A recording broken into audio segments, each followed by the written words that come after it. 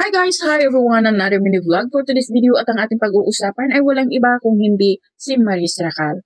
So guys, meron akong napanood o meron akong nabasa na post ni Maris, bago lang, parang mga 1 hour ago, na sinasabi niya, may post siya doon na, guys, Oscar winning na tayo. At binasa ko yung mga nag-comments, maraming mga nag-congratulate sa kanya. Pero I'm not sure guys, correct me if I'm wrong, pero abangan na lang natin kasi ibabalita naman talaga siya.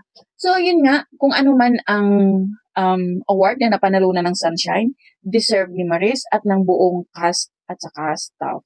Saka buong nila, team, 'di ba? Kasi ang ganda din naman talaga ng Sunshine. So, kung ano man yung natanggap na award, din deserve nila yon. At ito pa guys, si Maris, grabe no, dito sa Batang Quiapo, alam naman natin na si Coco Martin talaga, hindi siya nagbibigay ng script. So, sabi nga ni Maris, challenge sa kanya yung walang script. At nung day 1, natagumpayan niya. So, pagka day 2 naman, sabi niya, na challenge siya, excited siya sa gaganapin niyang role at kumbaga sa eksena. Yun na nga lang, kinakabahan siya dahil nga andun si Coco Martin, pero hindi pa niya naka-eksena si Coco Martin.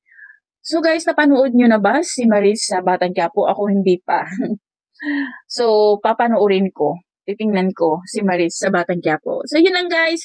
Thank you for watching. Bye!